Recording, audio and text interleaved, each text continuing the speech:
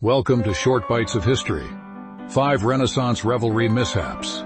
Starting in 1513, Florence, the Medici family threw a grand masquerade that turned chaotic.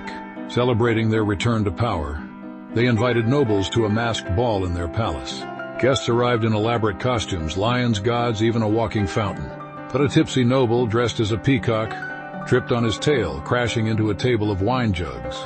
The jugs shattered, soaking silk gowns, and a lady's feathered mask caught fire from a candle. Servants rushed to douse the flames, but the peacock noble kept dancing, oblivious as guests shrieked. The Medici host laughed it off, gifting the clumsy peacock a new cape to save face.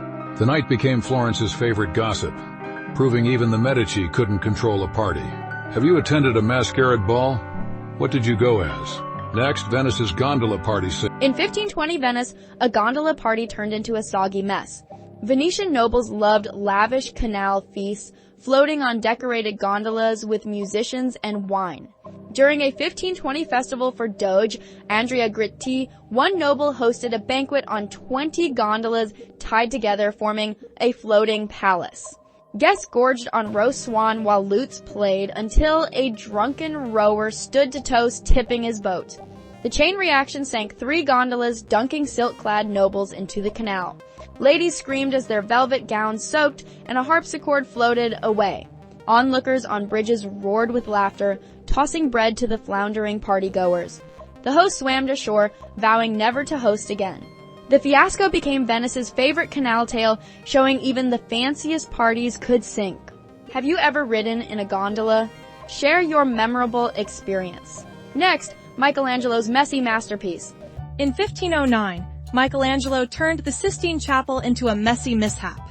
While painting the famous ceiling, he worked lying on his back, balancing paint cans on rickety scaffolding. One day, a can of blue paint slipped, splattering the chapel floor, and a priest below. The priest, mid-prayer, yelped as blue streaks ruined his robes, shouting, "Michelangelo was desecrating God's house." Michelangelo, covered in paint himself, laughed it off. But Pope Julius II wasn't amused. He ordered a cleanup, delaying the project. Assistants scrambled to scrub the floor, while Michelangelo kept painting, grumbling about clumsy hands.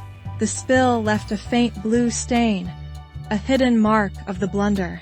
By 1512, the ceiling was a masterpiece, but the paint spill became a Vatican legend, showing even geniuses goofed. Have you ever destroyed a floor with a paint spill? Share your frustrations.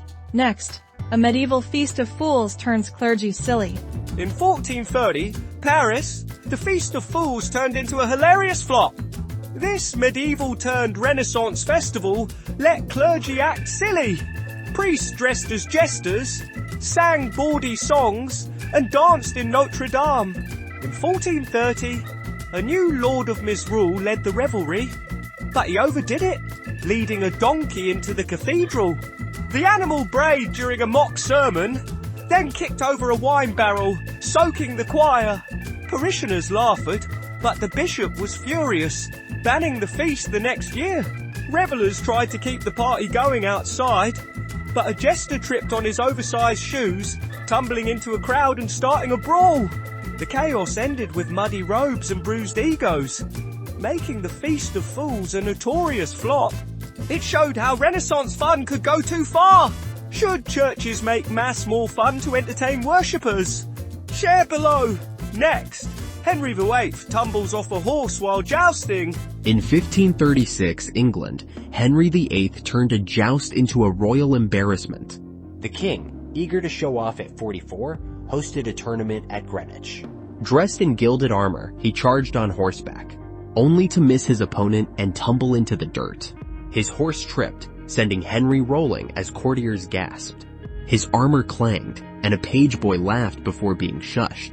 Henry, unhurt but red-faced, blamed the horse, shouting, "Bring me a better steed." The crowd clapped politely, but whispers of the king's fall spread fast. Anne Boleyn, watching, reportedly smirked, days before her own fall from grace. The mishap didn't stop Henry. He jousted again the next day, determined to reclaim his pride. The tumble became a Tudor tale, showing even kings could flop in the Renaissance spotlight. Would you give jousting a try? Share your courage below. Thanks for watching 5 Renaissance Revelry Mishaps on Short Bites of History.